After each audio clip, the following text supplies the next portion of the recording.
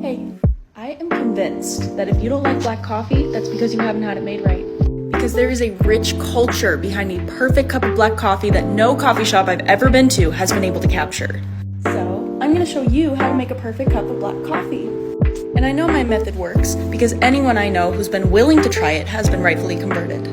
First of all, you're going to need a coffee grinder. When coffee beans are pre-ground, they're often skipping out on lots of the flavors, undertones, oils, and all that good stuff, on top of being generally lower quality. And quality of the beans does matter so much. You're not going to do any flavors. You're going to get a medium roast, and my preference is organic, but that's on you. And you do want the higher end stuff. My favorite brand is Purity. We have this big old bucket, and we just refill our grinder every time it's empty. And we're starting with medium. It's up to your preference, but in my opinion, dark and light roasts do not work as well for a cup of black coffee. Next thing you'll need is one of these single filters, a pour over. These are very cheap. They're at most grocery stores.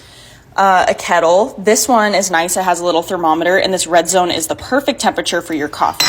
You're going to want it in the 200 degrees range. And this is for a 12-ounce cup. So fill her up and start that heat. Place your filter in your pour over, grind your beans, and keep in mind for a drip coffee, you're going to want a medium texture. You don't want it too fine or too coarse. Now add 3 to 4 tablespoons of your coffee.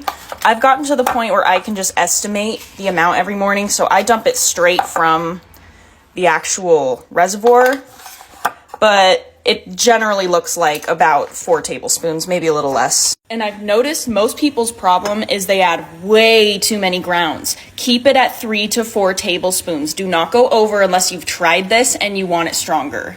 Or better yet, just get a dark roast. So common misconceptions with a cup of black coffee is that it is bitter, it's dark, and you have to suffer to drink it. None of those are true. A good cup should not be bitter or dark. It should be very pleasant, nutty, light, and enjoyable. And right as soon as that needle starts to barely graze that red zone, you hear a difference in how the water's boiling. All right, that's good. So we're gonna pour that over. And I've heard a lot of people pour slowly. I like to pour quicker so the water has more time to really get all those flavors out of the beans. And you can already tell if it's too dark on the bubbles. If the bubbles on the sides are any more brown than this, then it's probably gonna be too strong. You want rich amber bubbles. All right, and there's a perfect cup. Delicious.